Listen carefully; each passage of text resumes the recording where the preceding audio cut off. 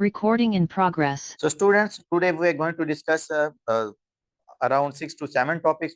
ये छोटे छोटे टॉपिक्स होंगे जिसमें सबसे पहले हम पल्मोनी सर्कुलेशन को डिस्कस करेंगे, पल्मोनी वस्कुलर रेजिस्टेंस को देखेंगे, वी बटा क्यू मिसमैच को देखेंगे, एल्वुलर गैस इक्वेशन को देखेंगे, कार्बन डाइऑक्साइड कैसे ट्रांसपोर्ट होती है वो देखेंगे, हाइपोक्सिया एंड हाइपोक्सीमिया क्या होता है, क्या इनके इफेक्ट होते हैं ब्लड सर्कुलेशन के अंदर, उन सारी बातों को आज हम इंशाल्लाह डिस्कस करेंगे। ठीक है बच्चों, इजी है, परेशान नहीं होना कि कितने ज्यादा टॉपिक्स हैं इजी इजी, अभी आपको ना आइडिया हो जाएगा। तो जो सबसे पहला टॉपिक है that is a pulmonary circulation. तो बच्चों पल्मोनरी सर्कुलेशन का क्या मतलब है कि सर जो मेरे लंग्स की तरफ ब्लड जा रहा है ना, उस ब्लड के बारे में हमने डिस्कशन करनी है कि किस टाइम पे ज्यादा ब्लड जाता है, किस टाइम पे कम ब्लड जाता है, मेरे पास डिफ्यूजन कैसी होती है, परफ्यूजन क्या होती है, ये सारी बातें हम यहाँ पर क्या करेंगे, डिस्कस करेंगे। उससे पहले हम थोड़ा सा अपना क्या करते हैं, एक बेसिक सा कंसेप्ट बनाते हैं कि एक्चुअली में जो लंग्स है उनके अंदर क्या हो रहा होता है और गैसेस एक्सचेंज किस तरह होती है। ठीक है बच्चों, तो आप सबको पता है कि हमने सबसे पहले क्या करते हैं सर, वेंटिलेट करते हैं, हम एयर को अपने लंग्स के अंदर लेके जाते हैं। आप क्या करते हो बच्चों, वेंटिलेट करते हो, और वेंटिलेट करने के बाद आप जो एयर होती है उस एयर को, that is black in colour on x-ray, ये एयर आपके लंग्स के अंदर आ जाती है। ठीक है बच्चों, जब एयर लंग्स के अंदर आ जाती है सर, तो यही एयर क्या करती है, फिर आगे जाके आपकी एलोविलाई में जाती है। तो यहाँ पर हम एक एलोविलाई ड्रॉ कर लेते हैं, इसको मैंने थोड़ा सा जूम आउट किया, तो जूम आउट करने के बाद हमने यहाँ पर एक बनाई एलोविलाई। अब इस एलोविलाई के अंदर क्या हो चुका है सर, एयर आ चुकी है। ठीक है, ऑन दी अदर हैंड अब देखो एयर तो आ चुकी है, लेकिन एयर ने किसके साथ एक्सचेंज करनी है अपनी गैसेस, वो चीज भी तो हमारे पास होनी चाहिए। तो on the other hand we have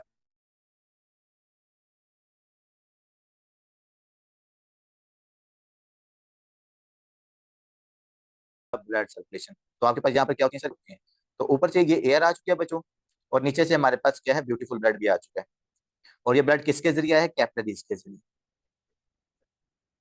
अब देखो बच्चों, एक तरफ तो मेरे पास जो एयर है वो एयर क्या करती है, आपकी एलोविलाई में आ चुकी है, और दूसरी तरफ हमारे पास जो ब्लड है वो आपकी इस कैपिलरीज के अंदर आ चुका है। ठीक है, अब दोनों आपने कंडीशंस को समझना है। सबसे पहले तो जो आपकी एलोविलाई की एयर है, उस एलोविलाई की एयर के अंदर क्या कंडीशन क्रिएट हुई हुई है, या क्या एयर का पार्शियल प्रेशर है वहां पर। बच्चों एलोविलाई के अंदर जो हमारे पास ऑक्सीजन होती है, ऑक्सीजन का पार्शियल प्रेशर क्या होता है, ज्यादा होता है। एलोविलाई के अंदर ऑक्सीजन का पार्शियल प्रेशर क्या होता है, ज्यादा होता है सर। और जो बच्चों कार्बन डाइऑक्साइड होती है, उसका पार्शियल प्रेशर एलोविलाई के अंदर क्या होता है, कम होता है। ये एलोविलाई की कंडीशन है इस टाइम पे, गैसियस एक्सचेंज होने से पहले। दूसरी तरफ बात करते हैं सर, कैपिलरी के अंदर क्या कंडीशन होती है। तो यहाँ पर मैं कैपिलरीज को ड्रा कर लेता हूँ।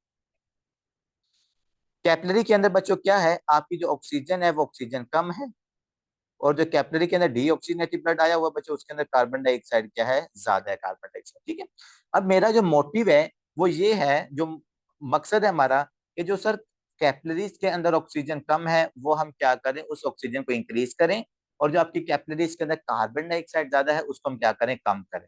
ये हमारा क्या है, मेन मकसद है।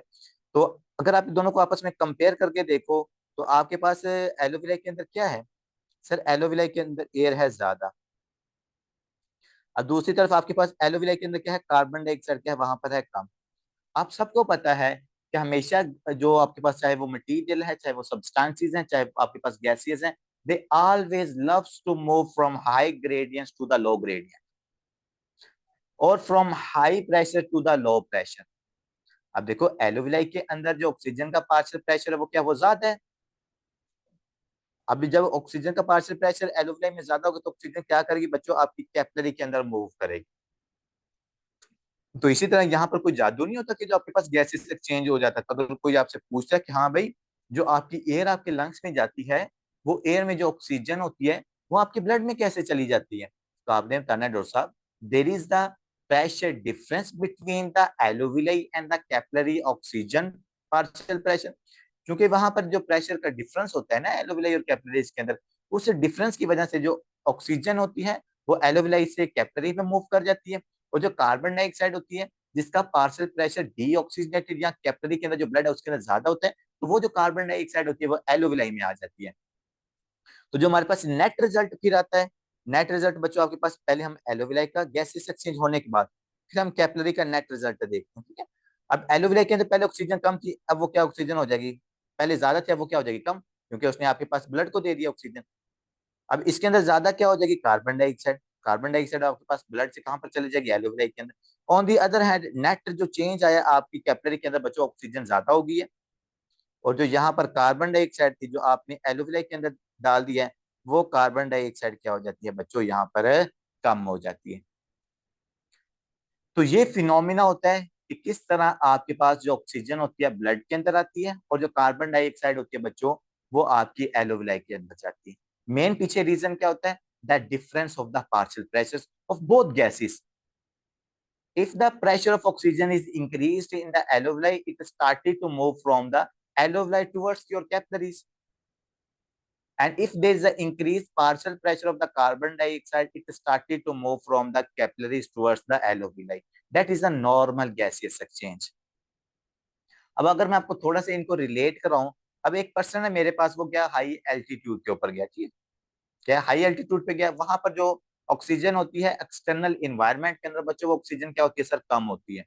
जब ऑक्सीजन कम होगी तो आप उसको इनहेल भी क्या करोगे, कम करोगे, कम ऑक्सीजन को इनहेल करोगे, तो आपकी ये जो एलोविलाई है उसके अंदर भी जो ऑक्सीजनेटेड एयर है वो कम होगी। जब वहां पर ऑक्सीजन बच्चों कम होगी, तो आपका जो ब्लड है उसको, उस ब्लड को भी वो कम ऑक्सीजन देगी। जब ऑक्सीजन के अंदर ब्लड, जब आपके पास एलोविलाई से ब्लड के अंदर ऑक्सीजन कम जाएगी, तो हमें क्या होता है, हाइपोक्सिया हो जाता है, या हाइपोक्सीमिया हो जाता है उस कंडीशन के अंदर। जब ऑक्सीजन कम होती है तो बच्चों क्या होगा, आपको हाइपोक्सिया या हाइपोक्सीमिया हो जाएगा। अब एक कंडीशन तो जब आपने ये सिनेरियो क्रिएट कर लेना, कभी आप माउंटेन्स के ऊपर खड़े हुए, जहां पर एक्सटर्नल एयर के अंदर ऑक्सीजन कम है। जब ऑक्सीजन बच्चों कम होगी, ये देखो ना, तो जब ये वाली अगर ऑक्सीजन कम है तो क्या मेरे पास कैपिलरी के अंदर ऑक्सीजन आएगी, सर नहीं आएगी। जब कैपिलरी के अंदर ऑक्सीजन नहीं आएगी, तो मैं इस कंडीशन को क्या कहूंगा, दैट इज कॉल्ड, यहाँ पर मैं लिख देता हूँ कि ये एल्टीट्यूड वाली कंडीशन है, जहां पर ऑक्सीजन का जो पार्शियल प्रेशर है वो कम है। तो अब आपके पास ऑक्सीजन कम होगी, उस कंडीशन को हम क्या कहेंगे, दैट इज कॉल्ड हाइपोक्सीमिया, क्योंकि यहाँ पर ऑक्सीजन का जो पार्शियल प्रेशर है वो कम है। But on the other hand अगर आप देखो, तो जो कार्बन डाइऑक्साइड है ना बच्चों, ये कार्बन डाइऑक्साइड क्या होती है, स्टार्ट के अंदर ज्यादा होती है, क्योंकि आप प्रॉपर गैसेस एक्सचेंज नहीं हो रहा होता। लेकिन जब ये आपको हाइपर कैपनिया होता है ना हाई एल्टीट्यूड के ऊपर, तो ये हाइपर कैपनिया क्या करता है, आपके रिस्पायरेटरी सेंटर को एक्टिवेट करते हैं, और ये जो रिस्पायरेटरी सेंटर आपका एक्टिवेट होता है, तो पेशेंट की जो रिस्पायरेटरी रेट है वो इंक्रीज हो जाती है। तो जब आपकी रिस्पायरेटरी रेट इंक्रीज हो जाए, तो ये बंदा क्या करता है, ये ज्यादा कार्बन डाइऑक्साइड को बाहर निकालना शुरू कर देता है। देखो ना, डिस्निया हुआ, शॉर्टनेस ऑफ ब्रेथ हुई, ज्यादा कार्बन डाइऑक्साइड को जब आप बाहर निकालोगे, तो ज्यादा कार्बन डाइऑक्साइड को बाहर निकालने के बाद अब कंडीशन क्या क्रिएट हो जाती है इस पेशेंट के अंदर, हाइपोकैपनिया। क्या कंडीशन क्रिएट हो जाती है, हाइपोकैपनिया, ठीक है। तो ये थोड़ा सा अपने सिनेरियो यहाँ पर याद रखना है कि हमारे जो बॉडी है या जो लंग्स है उनके अंदर ये जो नॉर्मल गैसेस एक्सचेंज है ना, ये बच्चों किस तरह होता है, ठीक है। ये आपने सिंपल सी बात यहाँ पर याद रखनी है। अब एक और कंडीशन डिस्कस करते हैं कि सर जैसे आपने बताया कि हाई एल्टीट्यूड, अब हाई एल्टीट्यूड के ऊपर क्या होता है, ऑक्सीजन कम थी ना, ऑक्सीजन कम होने की वजह से क्या होता है, हाइपोक्सिया होता है बच्चों। अब हाइपोक्सिया को मैं यहाँ पर ब्लड वेसल्स के साथ रिलेट करने लगा। ये एक आपकी ब्लड वेसल है जो मैंने दोनों साइड के लंग्स के ना अराउंड बना दिए। अब हाइपोक्सिया हुआ आपकी, ये पल्मोनरी आर्टरी के अंदर होता है हाइपोक्सिया, मैं यहाँ पर लिख देता हूँ सर, पल्मोनरी आर्टरी है। और इस पल्मोनरी आर्टरी के अंदर ऑक्सीजन क्या हो गया, कम, और जब ऑक्सीजन कम होगी तो इस कंडीशन को हम क्या करें, हाइपोक्सिया। बच्चों जब भी पल्मोनरी आर्टरी के अंदर हाइपोक्सिया होता है, तो क्या होता है उन पल्मोनरी आर्टरीज के अंदर सर, वैजो कंस्ट्रिक्शन होती है, यहाँ पर वैजो कंस्ट्रिक्शन। तो जब आपके पास इन ब्लड वैसे यहाँ पर वैजो कंस्ट्रिक्शन होगी, तो जो आपका ब्लड है, ये ब्लड क्या करेगा, ये अपर लॉब्स की तरफ शंट होगा, क्योंकि नीचे तो भाई ऑक्सीजन है ही नहीं है। अपर लॉब्स के अंदर हमें पता है डेड स्पेसिस ज्यादा है, वहां पर ऑक्सीजन पड़ी है, तो यहाँ पर हाइपोक्सिया होने की वजह से वैजो कंस्ट्रिक्शन होती है। तो ये जो नीचे वाली ब्लड वेसल्स हैं, ये वैजो कंस्ट्रिक्ट करके ब्लड को क्या करती हैं, अपर लॉब्स की तरफ मूव कर देती हैं। जब ये अपर लॉब्स की तरफ मूव करती हैं, तो हमारे पास ऊपर वाले जो अपर लॉब्स होते हैं वहां पर क्या हो जाता है, गैसेस एक्सचेंज हो जाती है। तो ये पेशेंट, मैं कहता हूँ कि लेट्स सपोज पहले 2 मिनट में सिम्टम आनी थी, अब इस पेशेंट को 3 या 4 मिनट के बाद सिम्टम आई, क्योंकि ये जो ऊपर वाली ऑक्सीजन थी ना, जब तक ये ऊपर वाली ऑक्सीजन को भी यूटिलाइज नहीं ना कर लेगा, तब पेशेंट के अंदर क्या होगा, फिर सीवियर हाइपोक्सिया होगा।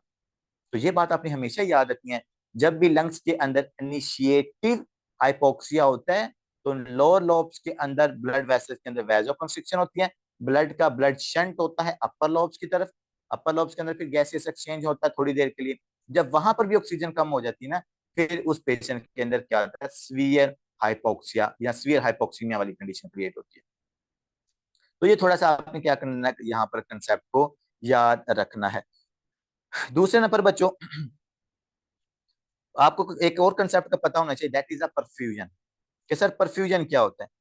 ये एक तरफ बच्चों मेरे पास एलोविलाई है, दूसरी तरफ आपके पास ये है कैपिलरी। अब एलोविलाई ने क्या करना है सर, एलोविलाई ने देने हैं ऑक्सीजन के मालिक को। तो यहाँ पर ये ऑक्सीजन दे रही है इसको, यहाँ पर ऑक्सीजन दे रही है ये इनको, और किसको ऑक्सीजन दे रही है? आपके ब्यूटीफुल रेड ब्लड सेल्स को। These are the beautiful red blood cells.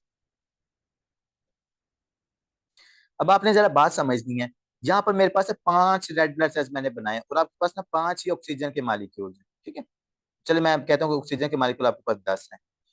अब पहले जब 5 रेड ब्लड सेल्स आएंगे, अब इन 5 रेड ब्लड सेल्स को क्या मिल गया है? इनको ऑक्सीजन मिल गया, सबको हमने ऑक्सीजन दे दिया, चल भाई तू भी इंजॉय कर, तू भी इंजॉय कर, तू भी इंजॉय कर, तू भी इंजॉय कर। मतलब कि जितना ब्लड आपकी इस एलोविलाई के पास आया था, हमने उस तमाम ब्लड के रेड ब्लड सेल्स को ऑक्सीजन दे दिए। जब आप इन तमाम सेल्स को ऑक्सीजन दे दोगे, तो अब उसके बाद मैंने क्या करना है सर, मैं ये तो नहीं चाहता कि जितना ब्लड मेरे पास ये आया हुआ है, लेट्स सपोज मैं कहता हूँ ये आपका है 1 ml ब्लड। ये कितना है? ये 1 ml ब्लड इन कैपिलरीज के अंदर आया, इसको हमने ऑक्सीजन प्रोवाइड कर दी, तो इस ब्लड की क्या होगी? ऑक्सीजनेशन होगी, ऑक्सीजनेशन होगी। क्या मैं एक बात कह सकता हूं कि सिर्फ इतने के ब्लड की ऑक्सीजनेशन होने की वजह से आपके फुल ब्लड की ऑक्सीजनेशन होगी है? मतलब आपको जितनी ऑक्सीजनेशन चाहिए थी, जितनी आपके ब्लड को ऑक्सीजन चाहिए थी, आपको फुल ऑक्सीजनेशन होगी है, क्योंकि यहाँ पर जितने सेल्स आए थे हमने तमाम को ऑक्सीजन प्रोवाइड कर दिया। तो क्या मैं इसको कह सकता हूँ इट्स द फुल ऑक्सीजनेशन?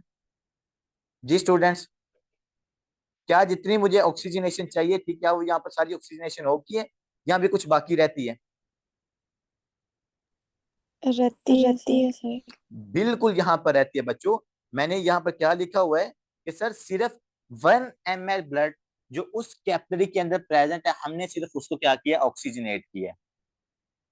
अब डॉक्टर साहब मुझे आपने बताना है, अगर मैंने क्या करना है, मजीद रेड ब्लड सेल्स को ऑक्सीजनेट करना है, तो उसके लिए मैं क्या करूं? जी, परफ्यूजन इंक्रीज कर। उसके लिए मुझे परफ्यूजन इंक्रीज करनी पड़ेगी। वो परफ्यूजन क्या है कि भाई आप लोग ऑक्सीजनेट हो चुके हैं, तो काइंडली ऐसे करो, आप लोग आगे चले जाओ कि जिन रेड ब्लड सेल्स के साथ बच्चों ऑक्सीजन लग जाती है, जो आपके पास ऑक्सीजनेट हो जाते हैं, हम उनसे रिक्वेस्ट करते हैं कि भाई ऑक्सीजनेटेड ब्लड क्या करे? वो फॉरवर्ड मूव कर दे। जब ये ऑक्सीजनेटेड ब्लड क्या करेगा? फॉरवर्ड मूव करेगा। उसके बाद फिर क्या आएगा? फिर वो बेचारे भूखे प्यासे, जिन रेड ब्लड सेल्स के पास क्या ऑक्सीजन नहीं है, फिर वो रेड ब्लड सेल्स यहाँ पर आएंगे। फिर हम क्या करेंगे? इन रेड ब्लड सेल्स को ऑक्सीजन देंगे। इस तरह आपके पास एक और ml क्या हो गया? ब्लड आपका ऑक्सीजनेट हो गया। लेकिन अभी तो सिर्फ 2 ml हुए। इसका मतलब है सर कि जब तक यहाँ पर आपके, और ये रेड ब्लड सेल्स को भी हम करेंगे आगे आगे की तरफ मूव करेंगे, ये आगे की तरफ मूव होंगे, तो पीछे से क्या होगी? परफ्यूजन होगी। मतलब पीछे से मजीद रेड ब्लड सेल्स आएंगे, और वो जब मजीद रेड ब्लड सेल्स आएंगे तो उनकी भी क्या होगी? ऑक्सीजनेशन होगी। तो इसलिए जो हम एक टर्म यूज करते हैं, दैट इज कॉल्ड परफ्यूजन। तो अगर मैंने अपने ब्लड के अंदर कंटिन्यू ऑक्सीजनेशन रखनी है, मैं चाहता हूं कि मेरे रेड ब्लड सेल्स क्या होते रहे? ऑक्सीजनेट होते रहे, तो बच्चों उसके लिए क्या चीज जरूरी है सर? उसके लिए जरूरी है परफ्यूजन। कि जो रेड ब्लड सेल्स ऑक्सीजनेट हो चुके हैं वो आगे की तरफ मूव कर दें, पीछे से और ब्लड क्या करे? वहां से परफ्यूज हो, मतलब पीछे से और ब्लड, जो आपका ब्लड है वो क्या करे? वो इस एरिया के अंदर आए। तो अगर यहाँ पर कंटिन्यू परफ्यूजन रहेगी तो ऑक्सीजनेशन होगी, अगर कंटिन्यू परफ्यूजन नहीं रहेगी तो यहाँ पर परफ्यूजन नहीं होगी। इसलिए हम कहते हैं कि जो आपके पास ऑक्सीजन होती है, ऑक्सीजन क्या होती है? ये परफ्यूजन के ऊपर डिपेंड करती है। जो ऑक्सीजनेशन होती है वो परफ्यूजन के ऊपर डिपेंड करती है।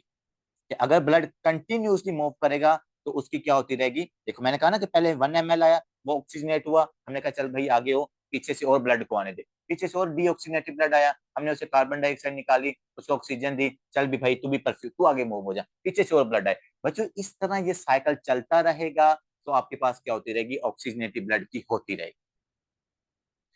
लेकिन अगर मेरे पास, मैं कहता हूँ पेशेंट को हो गया pulmonary embolism, oh my God that is very dangerous condition. एक पेशेंट को हो गया पल्मोनरी एम्बोलिज्म, क्या पल्मोनरी एम्बोलिज्म वाले पेशेंट के अंदर इस एरिया में ब्लड आएगा? सर नहीं आएगा। अगर ब्लड नहीं आएगा क्या ऑक्सीजनेशन होगी ब्लड की? सर नहीं होगी। अगर ऑक्सीजनेशन नहीं होगी तो उस पेशेंट के अंदर क्या हो जाएगा? हाइपोक्सीमिया हो जाएगा।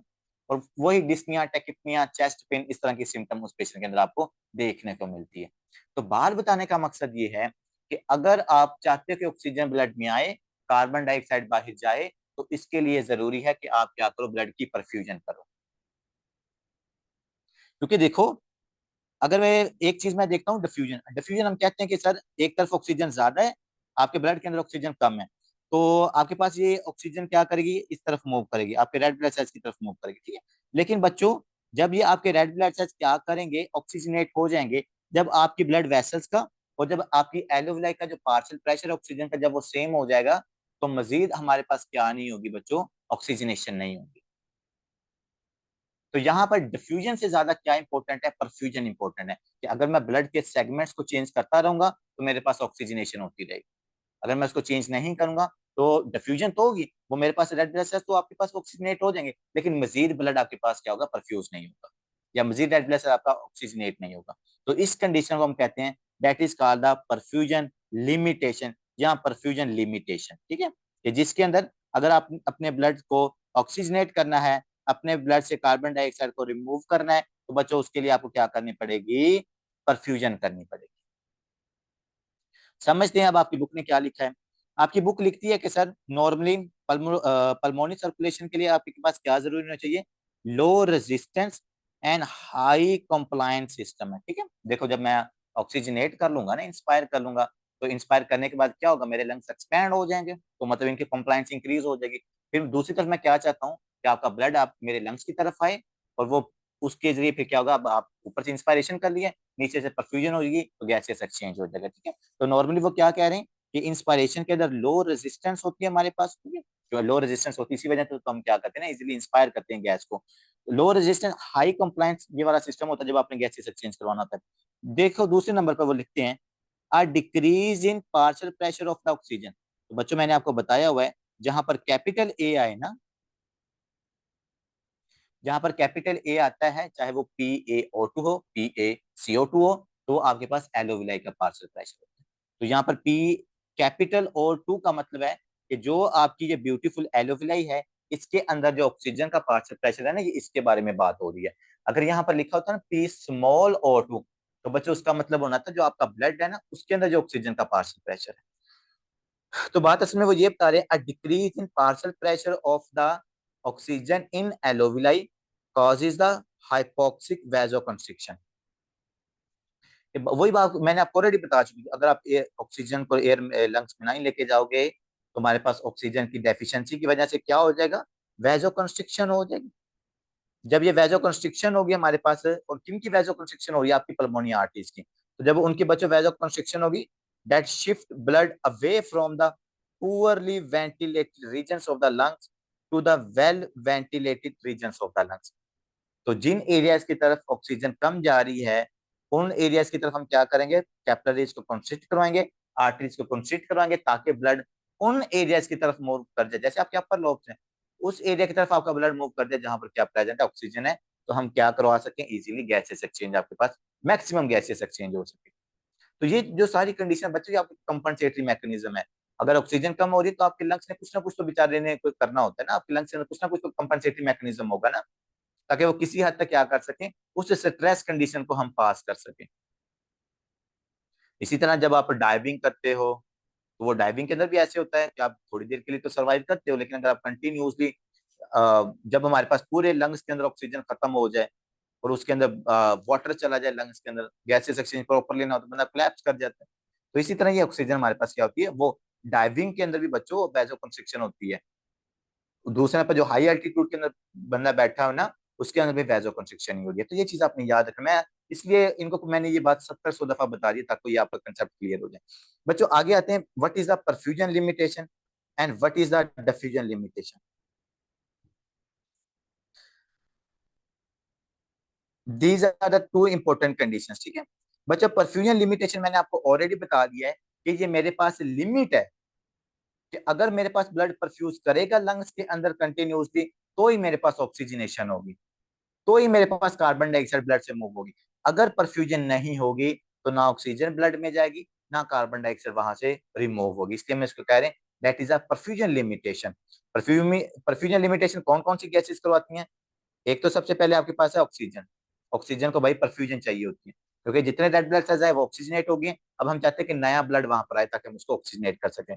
कार्बन डाइऑक्साइड और उसके बाद है नाइट्रिक ऑक्साइड। ठीक है बच्चों, तो जो कार्बन डाइऑक्साइड है ये भी परफ्यूजन लिमिटेड है, क्योंकि हमारे पास अगर ब्लड वहां से मूव करेगा, एक हमारे पास जो ब्लड है जिसमें से हमने कार्बन डाइऑक्साइड निकाल लिए, अब हम ये कह रहे हैं, ये थोड़ा कह रहे हैं कि भाई एक ही रेड से हम सारी, एक ही रेड ब्लड सेल से सारी ऑक्सीजन के मालिक्यूल रिमूव कर लें। नहीं, हम चाहते हैं कि भाई चार में से हमने दो निकाल लिए, चल अब नए सेल्स को आने दे, परफ्यूजन होने दे ब्लड की, जो नए सेल्स आएंगे उनसे हम मजीद ऑक्सीजन को रिमूव करेंगे। ठीक है, तो it's depend upon the perfusion, that is this gas is called the perfusion limitation. gas equilibrates early along with the length of the capillary. Gas can be exchange can be एक question increased only if blood flow increase। ठीक है, तो वही बात आपको, जी जी मैं लेता हूँ क्वेश्चन, वही मैं आपको बात कर रहा हूँ कि अगर आपके पास ब्लड का फ्लो इंक्रीज होगा लंग्स की तरफ, तो ही बच्चों गैसेस एक्सचेंज इंक्रीज होगा। जी क्वेश्चन पूछें।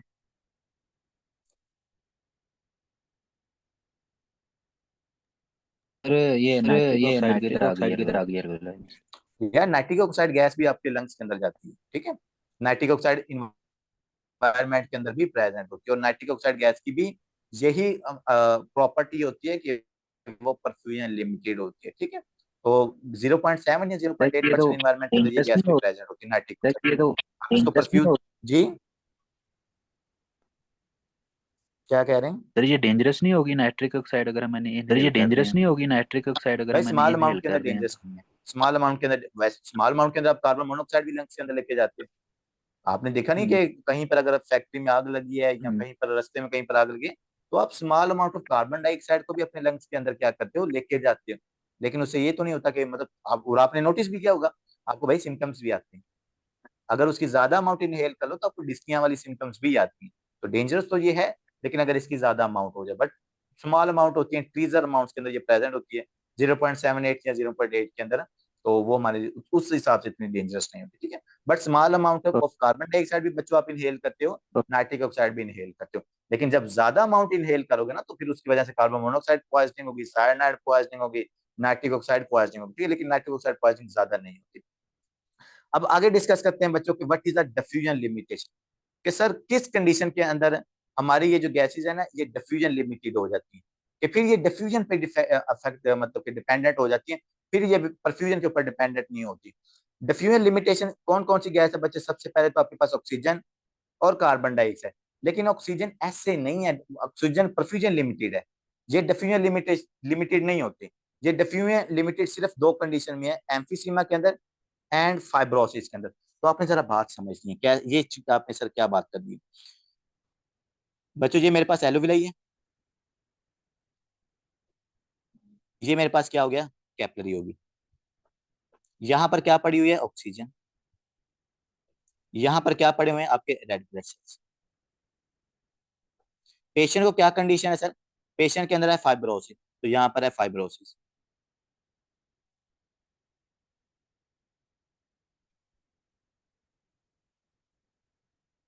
अब आपने मुझे खुद बताना है, क्या यहाँ पर ऑक्सीजन आपके पास इजीली मूव कर सकती है? इजीली मूव कर सकती है आपके पास एलोविलाई से कैपिलरीज के अंदर? नहीं सर, ये मूव नहीं कर सकती, क्योंकि दरमियान में यहाँ पर ऑब्स्ट्रक्शन आ गई है, दरमियान में यहाँ पर ऑक्लूजन आ गई है। वो ऑक्लूजन क्या है, वो ये आपके पास फाइब्रोसिस है।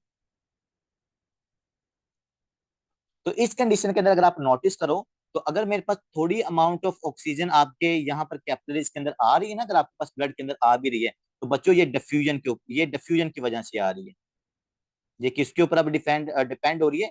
ये आपकी डिफ्यूजन के ऊपर डिपेंड करिए, क्योंकि यहाँ पर है high content of the oxygen, क्योंकि वो ऑक्सीजन जल्दी जल्दी ब्लड के अंदर जा नहीं रही, क्योंकि रास्ते में ऑब्स्ट्रक्शन है। तो यहाँ पर आपके पास हाई ऑक्सीजन क्रिएट होती है, यहाँ पर जो ऑक्सीजन का पार्शियल प्रेशर है वो हमारे पास काफी ज्यादा कम हो जाता है, क्योंकि इजीली ऑक्सीजन यहाँ पर नहीं आ रही।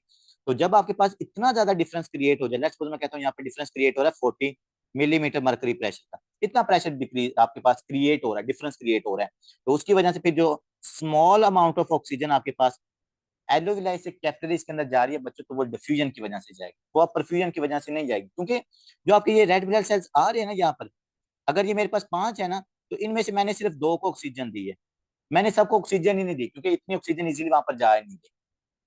तो इस कंडीशन के अंदर जब आप इजीली ऑक्सीजन को एलोविलाई से कैपिलरीज की तरफ मूव नहीं कर पाते तो उस कंडीशन में जो ऑक्सीजन होती है ये डिफ्यूजन के ऊपर डिपेंडेंट हो जाती है। सर ब्लड भी आगे नहीं जाएगा। क्या करें डॉक्टर साहब? ब्लड भी आगे नहीं जाएगा अगर सब भाई तब जब मेरी सब बात सुनिए ना, ऑक्सीजन।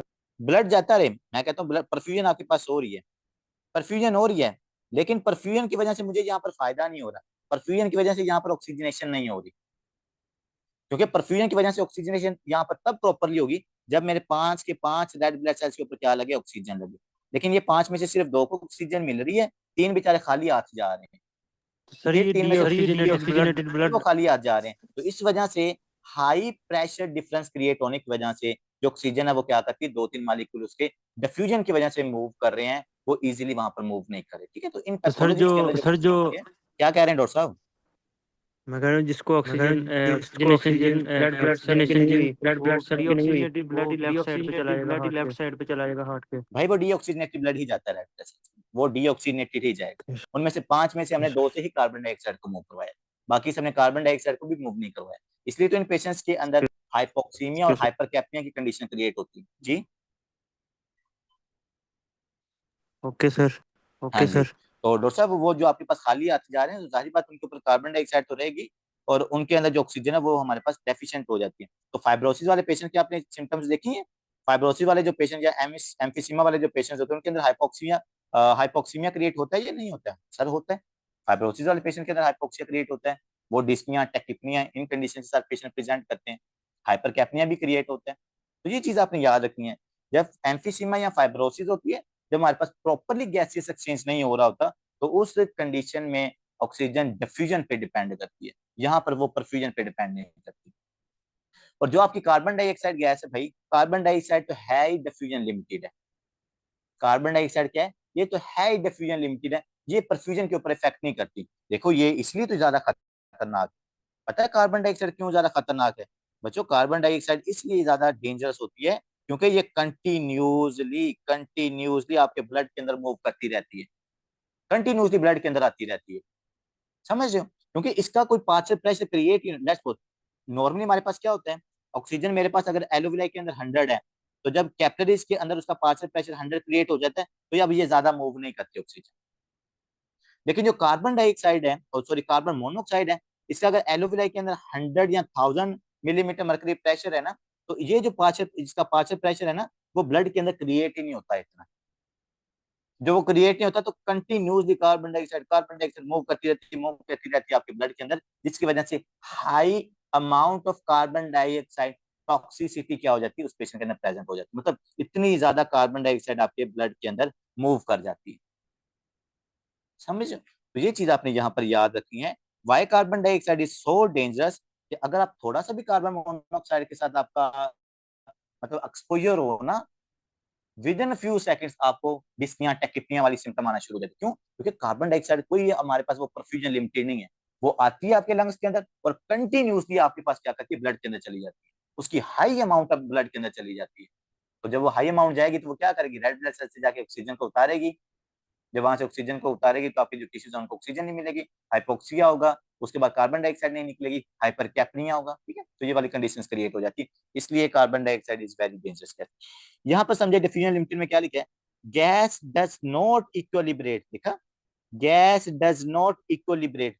डॉक्टर जरिया मैंने आपको बताया ना कि 5 में से 2 को सिर्फ ऑक्सीजन मिल रही है, तो जब 5 में से 2 को मिलेगी क्या ये आपका इक्विलिब्रियम हुआ? नहीं सर, इक्विलिब्रियम तो तब होना था जब मेरे पास एलोविलाई और कैपिलरी के अंदर जो ब्लड है, दोनों के अंदर जो ऑक्सीजन का पार्शियल प्रेशर था वो इक्विलिब्रेट हो जाता, वो बराबर हो जाता, फिर हम उसको मूव करके पीछे से नया ब्लड लाते। लेकिन यहाँ पर फाइब्रोसिस है, 5 में से 2 सेल को ऑक्सीजन मिल रही है, 3 क्या करें, हमारे पास खाली हाथ जा रहे हैं। इस वजह से यहाँ पर आपके पास इक्विलिब्रियम क्रिएट ही नहीं होता। इक्विलिब्रियम हमने ऐसे कहना था ना कि मेरे पास अगर यहाँ पर 100 पार्शियल प्रेशर ऑक्सीजन का, तो आपके पास जो कैपिलरी है यहाँ पर भी 100 क्रिएट होना चाहिए। ठीक है, लेकिन यहाँ पर डिफ्यूजन है, उस डिफ्यूजन की वजह से इसका जो पार्शियल प्रेशर है यहाँ पर सिर्फ 20 क्रिएट हो रहा है। इसलिए तो यहाँ पर जो ऑक्सीजन के 2-3 मॉलिक्यूल हैं वो इस प्रेशर के डिफरेंस से क्रिएट होने की वजह से मूव करते हैं एलोविलाई टू योर कैपिलरीज। ठीक है, तो यहाँ पर इक्विलिब्रियम देखा, उसने लिखा गैस परफ्यूजन लिमिटेशन में गैस इक्विलिब्रेट्स, लेकिन यहाँ पर गैस आपकी इक्विलिब्रेट नहीं करती। ठीक है, अब आगे आते हैं sir. Oxygen diffuse slowly while carbon dioxide diffuse rapidly across the alveolar membrane. ठीक है, तो वो कह रहा है कि सर चाहे 5 में से 2 मालिक्यूल जो ऑक्सीजन के है ना, वो ही आपके पास रेड ब्लड सेल्स को मिले हैं, लेकिन कार्बन डाइऑक्साइड बड़ी होशियार है। कार्बन डाइऑक्साइड क्या करती है, वो रैपिडली उसके मतलब 5 में से 4 मालिक्यूल कार्बन डाइऑक्साइड को निकाल देते हैं भाई। इसीलिए जो इडियोपैथिक पल्मोनी फाइब्रोसिस का पेशेंट मैं आपको दिखाऊंगा, उसके अंदर हमें ज्यादातर ना ये मतलब साइनोसिस वगैरह नजर नहीं आती, क्योंकि ये कार्बन डाइऑक्साइड की अपनी एबिलिटी है कि बड़ा रैपिडली ये जो आपके पास मेम्ब्रेन्स होते हैं वहां से मूव करती है। ऑक्सीजन बेचारी ढीली सी है। क्या रीजन हो सकती है कार्बन डाइऑक्साइड जी जी, की? क्या कह रहे हैं?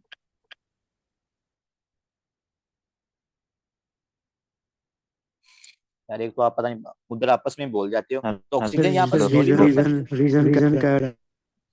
भाई वो अपनी कार्बन डाइऑक्साइड की एबिलिटी है कि वो रेड ब्लड सेल्स को ज्यादा पसंद नहीं करती। ठीक है, वो उसी टाइम क्या करती है, वहां से रेड ब्लड सेल से बाहर आकर हमारे पास आगे एलोविलाई की तरफ आ जाती है। ठीक है, दूसरा इसका रीजन आगे कार्बन डाइऑक्साइड का पूरा टॉपिक है डिफ्यूजन वाला ना, मैं यहाँ पर भी आपको बताऊंगा कि किस तरह जो कार्बन डाइऑक्साइड है ना वो फ्री फॉर्म के अंदर आती है।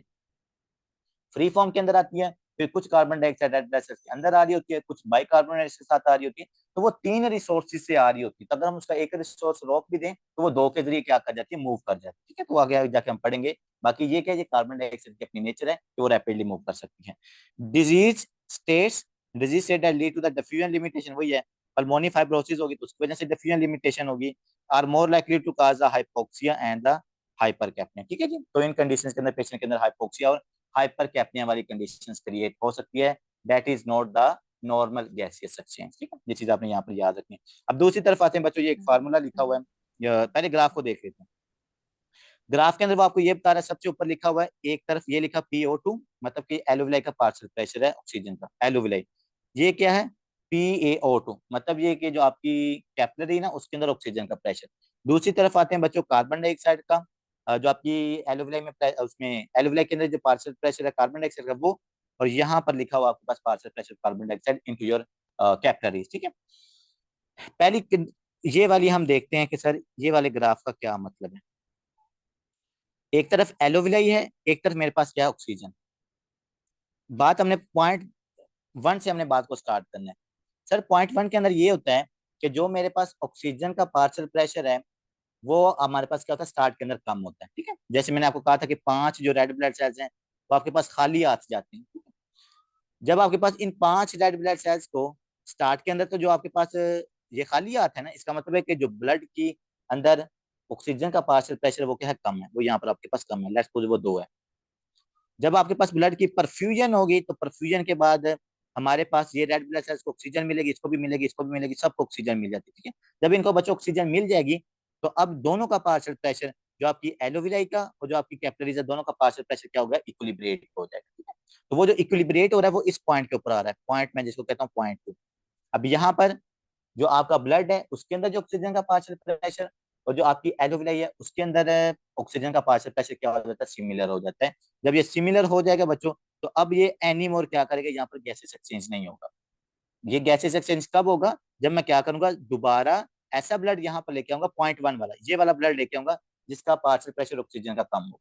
और वो कैसे आएगा, जब मैं वहां पर परफ्यूजन कराऊं। ठीक है, ये चीज आपने यहाँ पर याद रखनी है। दूसरे नंबर सर अगर फाइब्रोसिस हो जाए बच्चों, देखो जब फाइब्रोसिस हो जाएगी तो अब मेरे पास क्या नहीं हो रहा, प्रॉपरली आपके पास ऑक्सीजन नहीं जा रही। देखो फाइब्रोसिस के अंदर जो PaO2 है, ये जो PaO2 है ये तो बिल्कुल नॉर्मल है, लेकिन मसला कहाँ पर आ रहा है, मसला मेरे पास ये PO2 के अंदर आ रहा है कि हमारे पास जितना कैपिलरी के अंदर ऑक्सीजन मतलब होनी चाहिए थी नॉर्मली, वो आपके पास अचीव नहीं हो रही है। नॉर्मली कितनी होनी चाहिए, ये इतना नंबर 1 जितना, लेकिन हमारे पास यहाँ पर कितनी आ रही है, नंबर 2 वाली आ रही है, मतलब कम आपके पास गैसेस एक्सचेंज हो रहा है।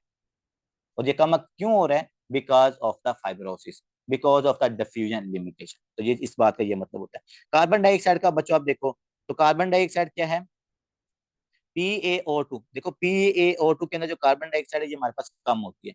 जो आपके पास PaO2 मतलब जो कैपिलरी का ब्लड है ना उसके अंदर कार्बन डाइऑक्साइड क्या होती है, ज्यादा। ये ऊपर वाला कैपिलरी वाला ब्लड है, तो स्टार्ट के अंदर तो कार्बन डाइऑक्साइड ज्यादा है ना आपके पास कैपिलरी वाले ब्लड के अंदर। तो जब ये कार्बन डाइऑक्साइड क्या करता है, एलोविलाई को देते हैं ना, तो इसकी कार्बन डाइऑक्साइड क्या हो जाती है, कम हो जाती है।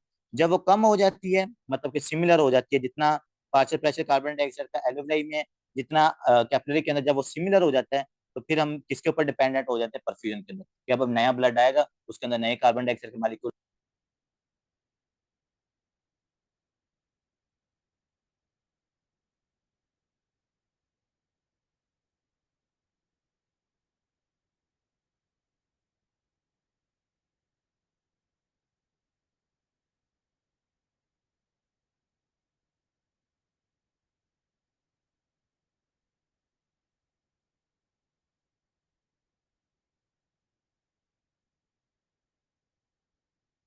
सर आवाज नहीं आ रही आपकी। आवाज मुझे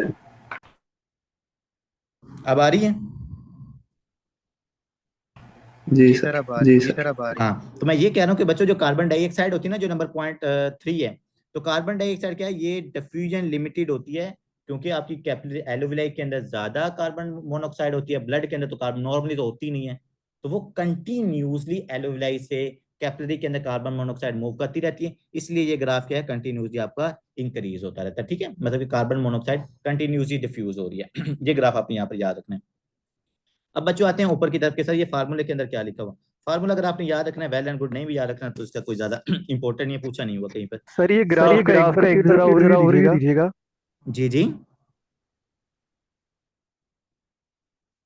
मैं दे देता हूँ डॉक्टर साहब, दे देता हूँ, टेंशन नहीं लेनी आपने। क्रोनिक हाइपोक्सिक वैसोकंस्ट्रिक्शन के अंदर क्या हो रहा है? क्रोनिक हाइपोक्सिक वैसोकंस्ट्रिक्शन में lead to the pulmonary hypertension and the cor pulmonale, one of the most important concepts that is applied in you world और इन यूएस असेंबली। वो यहाँ से उनको कुछ नहीं है भाई, परफ्यूजन लिमिटेशन, डिफ्यूजन लिमिटेशन, ये आपको नॉर्मल फिजियोलॉजिकल मैकेनिज्म्स पता होने चाहिए। वो आपसे पूछते हैं कि भाई आपको चीजें अप्लाई करनी आती हैं या नहीं करनी आती।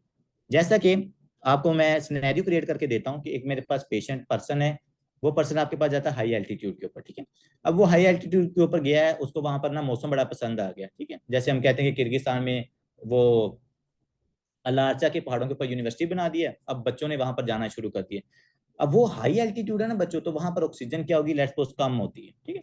जब ऑक्सीजन कम होगी तो अब आपको पता है आपके लंग्स के अंदर भी ऑक्सीजन कम जाएगी। जब लंग्स के अंदर ऑक्सीजन कम जाएगी तो आपको क्या होगा? हाइपोक्सिया होगा। हाइपोक्सिया की वजह से क्या होगी? वहां पर पल्मोनरी वैसोकंस्ट्रिक्शन होगी। जब पल्मोनरी वैसोकंस्ट्रिक्शन होगी तो इसकी वजह से अब होगा क्या? समझना है। अब आप बच्चों ने वहां पर 2 महीने 3 महीने कंटिन्यूसली रहना शुरू कर दिया, मतलब ये कंटिन्यूसली उनको हाइपोक्सिया का सामना हो रहा है। जब कंटिन्यूसली आपको हाइपोक्सिया का सामना होगा तो बच्चों जो आपकी पल्मोनरी आर्टरीज है वहां पर वैसोकंस्ट्रिक्शन होगी।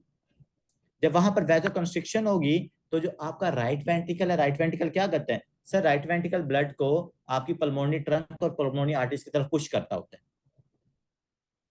अब जब आपकी पल्मोनरी आर्टरीज के अंदर है वैसोकंस्ट्रिक्शन, रेजिस्टेंस ज्यादा है, आपके राइट वेंट्रिकल को क्या करना पड़ेगा? ज्यादा फोर्सफुली पुश करना पड़ेगा ब्लड को, ताकि वो अपनी पल्मोनरी आर्टरीज या पल्मोनरी ट्रंक की तरफ ब्लड को फेंक सके।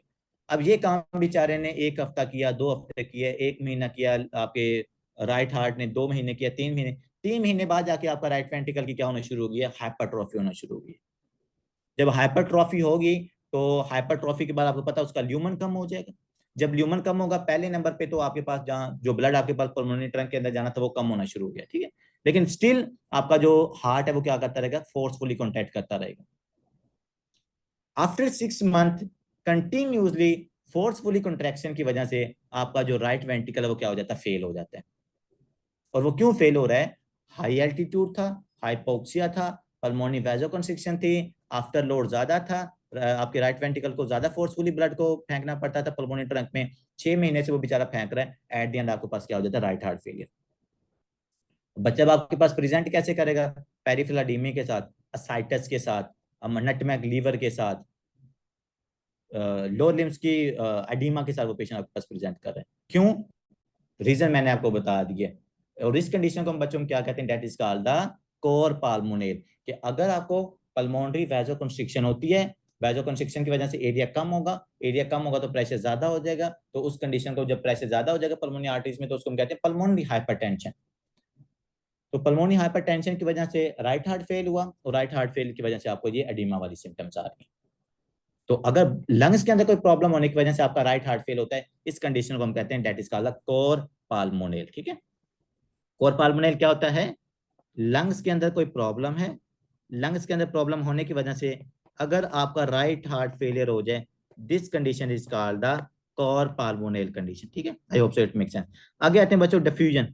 ये बच्चों डिफ्यूजन का हमारे पास फार्मूला होता है। ए का क्या मतलब, आपने एरिया लेना है यहाँ पर, ठीक है, कि आपके पास जो एलोविलाई का कितना एरिया इसने मतलब कि कितने एरिया के अंदर डिफ्यूजन हुई है, वो आपको एरिया उन्होंने क्वेश्चंस के अंदर दिया होता है। एल्विलर थिकनेस भी आपको दी होती है। उसके बाद प्रेशर का डिफरेंस, P1 लेट्स सपोज आपकी एलोविलाई का प्रेशर है, P2 आपके पास क्या है, कैपिलरी का प्रेशर है, तो वो प्रेशर आपको दिया होगा, ठीक है, वो आपने ले लेना है। इसके अलावा आप देखोगे कि उस पेशेंट के अंदर हमें क्या चाहिए, सारी बस ये कंडीशन चाहिए, DX चाहिए, DK चाहिए, तो इन तमाम चीज़ों को आपने यहाँ पर पुट करना है, तो आपको उस पेशेंट में पता चलेगा कि कितनी डिफ्यूजन इस पेशेंट के अंदर हो रही है। ठीक है, तो that is the formula diffusion, ADK P1 P2 pressure difference and divided by the DX, और DX क्या है हमारे पास सर यहाँ पर, मतलब कि ये एल्विलर वॉल की थिकनेस है हमारे पास। तो ये चीजें आपको मतलब दी होती है उन्होंने, आपने सिर्फ आपको ये फार्मूला याद होना चाहिए ताकि हम डिफ्यूजन निकाल सके कि कितनी डिफ्यूजन वहां पर हो रही है। आगे बच्चे जो टॉपिक है हमारे पास, that is a pulmonary vascular resistance. ठीक है, अगर कोई बंदा कहता है कि भाई मैंने पल्मोनरी वस्कुलर रेजिस्टेंस को कैलकुलेट करना है, पल्मोनरी वस्कुलर रेजिस्टेंस का क्या मतलब है बच्चों, अगर आपका ये ब्यूटीफुल हार्ट है, ठीक है, और इस हार्ट से क्या निकल रही है सर, पल्मोनरी ट्रंक निकलती है, यहाँ पर पल्मोनरी ट्रंक, ये राइट पल्मोनरी ट्रंक है, ये लेफ्ट पल्मोनरी आर्टरी है, सॉरी राइट पल्मोनरी आर्टरी, ये है लेफ्ट पल्मोनरी आर्टरी, और ये मेरे पास क्या है, राइट वेंट्रिकल। ठीक है, अब अगर आपने क्या फाइंड करना है सर, इस पेशेंट के अंदर हमने फाइंड करनी है पल्मोनरी वस्कुलर रेजिस्टेंस, कि यहाँ पर कितनी रेजिस्टेंस है, कितनी रेजिस्टेंस राइट वेंट्रिकल को फेस करनी पड़ रही है ब्लड को राइट वेंट्रिकल से पल्मोनरी ट्रंक की तरफ पुश करने के लिए, कि अगर राइट वेंट्रिकल ने आपकी पल्मोनरी ट्रंक में ब्लड फेंकना है तो उसको कितनी रेजिस्टेंस फेस करनी पड़ती है ना बच्चों, वो रेजिस्टेंस हम कैसे फाइंड कर सकते हैं इस पल्मोनरी वस्कुलर रेजिस्टेंस वाले फार्मूले से। ठीक है, तो ये लिखा हुआ PYR पल्मोनरी वस्कुलर रेजिस्टेंस, और इसको हम क्यों फाइंड करें बच्चों, अगर आपको ये पता होगा ना, अगर ये रेजिस्टेंस ज्यादा हो जाए, जैसे पल्मोनरी वैसोकंस्ट्रिक्शन में हो रहा है, अगर ये रेजिस्टेंस ज्यादा हो गया तो वो पेशेंट रिस्क फैक्टर के ऊपर होता है कि उसके अंदर क्या हो सकती है, राइट हार्ट फेलियर हो सकता है। तो इस कंडीशन को पल्मोनरी वस्कुलर रेजिस्टेंस को हम कैलकुलेट कैसे कर सकते हैं बच्चों, इसके लिए सिंपल फार्मूला होता है कि आपने प्रेशर लेना है किस कंडीशन का सर, आपने प्रेशर लेना है पल्मोनरी आर्टरी का, कि यहाँ पर कितना प्रेशर है, उसके बाद आपने प्रेशर लेना है कि आपका जो लेफ्ट एट्रियम है बच्चों, लेफ्ट एट्रियम में कितना प्रेशर है, क्योंकि आपके पास जो लंग से ब्लड जाता है या जो आपके राइट वेंट्रिकल से ब्लड जाता है उसमें at the end left atrium के अंदर जाकर निकलना होता है। तो अगर मैं पल्मोनरी आर्टरी और लेफ्ट एट्रियम में जो ब्लड है उनका प्रेशर को, उनका डिफरेंस ले लूं और उसको मैं डिवाइड कर दूं कोफिशिएंट से, जो कार्डिक आउटपुट है उससे मैं अगर उसको डिवाइड कर दूं तो मुझे पल्मोनरी वस्कुलर रेजिस्टेंस मिल जाती है। ठीक है, तो आपने बच्चों क्या करना है, पल्मोनरी वस्कुलर रेजिस्टेंस निकालने के लिए सबसे पहले आपने पल्मोनरी आर्टरी का प्रेशर लेना है। लेट्स सपोज मैं कहता हूँ, चल मैं ना इसको, यहाँ पर मेरे पास प्रेशर है 12, उसके बाद मैं कहता हूँ पल्मोनरी आर्टरी का मैं प्रेशर लेता हूँ, वो मेरे पास है 8, कार्डिक आउटपुट इस पेशेंट के हम निकाल लेते हैं, कितनी निकाल लेते हैं, 40 निकाल लेते हैं। ठीक है, लेट्स सपोज ऊपर लिखा है 4 0 1/10, इसके अंदर आ गया 0.12। ठीक है, तो इस पेशेंट के अंदर जिसकी पल्मोनरी आर्टरी में 12 मिलीमीटर प्रेशर है, जिस पेशेंट के राइट लेफ्ट एट्रियम में 8 मिलीमीटर प्रेशर है, जिसकी कार्डिक आउटपुट 40 है, उसकी पल्मोनरी वस्कुलर रेजिस्टेंस हमारे पास कितनी आ रही है, 0.1 ओहम। ठीक है, रेजिस्टेंस आई थिंक जो यूनिट होता है वो ओहम लाइक कुछ इस तरह का होता है। तो इस तरह हम पल्मोनरी वस्कुलर रेजिस्टेंस को यहाँ से ड्राइव कर लेते हैं। ठीक है, तो इन्होंने यहाँ पर लिखा भी है pressure in the pulmonary artery, उसके बाद आपने लेना है पल्मोनरी आर्टरी ओक्लूजन प्रेशर, जो मतलब कि लेफ्ट एट्रियम का प्रेशर ही होता है। ठीक है, इसको हम पल्मोनरी कैपिलरी वेज प्रेशर भी कहते हैं। कोई मुझे बता सकता है वैसे ये आप पल्मोनरी कैपिलरी वेज प्रेशर या जो पल्मोनरी आर्टरी का प्रेशर ये आप कैसे निकाल सकते हो? कार्डिक आउटपुट तो हम इकोकार्डियोग्राफी से निकाल लेते हैं। तो ये जो प्रेशर है लेफ्ट इसका पल्मोनरी आर्टरी का और लेफ्ट एट्रियम का, ये प्रेशर आप कैसे निकालते हो? शॉन गाज कैथेटर से। वेरी गुड, कि सर इसके लिए हम कैथेटराइजेशन करते हैं, हम एक कैथेटर डालते हैं, जो कैथेटर आपने वो देखा नहीं स्टंट प्लेसमेंट के लिए हम देखते हैं, तो उस कैथेटर के आगे लगा होता है बैरोमीटर, और जिसके आगे बैरोमीटर लगा होता है उसको हम कहते हैं स्वान गैस कैथेटर। ठीक है, वो कैथेटर जहां जहां से गुजर रहा होता है बच्चों, वो उन एरियाज का प्रेशर मेजर कर लेता है। ठीक है, अब जो लेफ्ट एट्रियम होता है ना, लेफ्ट एट्रियम के अंदर वो कैथेटर नहीं जाता, लेकिन लेफ्ट एट्रियम के अंदर जो लास्ट ब्लड वेसल या कैपिलरी एंटर हो रही होती है ना, सिर्फ वो कैथेटर वहां तक जाता है। ठीक है, और उस वजह से हम इसको क्या कहते हैं, पल्मोनरी कैपिलरी वेज प्रेशर होता है, and pulmonary capillary wedge pressure is similar like left atrial pressure. तो वो कैथेटर की मदद से आपने प्रेशर को फाइंड करना है, कार्डिक आउटपुट आपने इको से फाइंड करनी है, दोनों को यहाँ पर पुट करना है, पल्मोनरी वास्कुलर रेजिस्टेंस आपके पास निकल आएगी। ठीक है, अगर पल्मोनरी वास्कुलर रेजिस्टेंस ज्यादा आ रही है इसका मतलब वो पेशेंट रिस्क फैक्टर के ऊपर है कि उसके अंदर राइट हार्ट फेलियर या कॉर पाल्मोनल हो सकता है। ठीक है जी, नेक्स्ट आते हैं बच्चों very important topic that is the ventilation perfusion mismatch. कौन कह रहा है सर ब्रेक लेनी? चलो बच्चों ब्रेक ले लो, 5 मिनट की ब्रेक है, ब्रेक के बाद हम डिस्कस कर लेते हैं इसको दोबारा। वाटर ब्रेक है 5 मिनट। जी जी।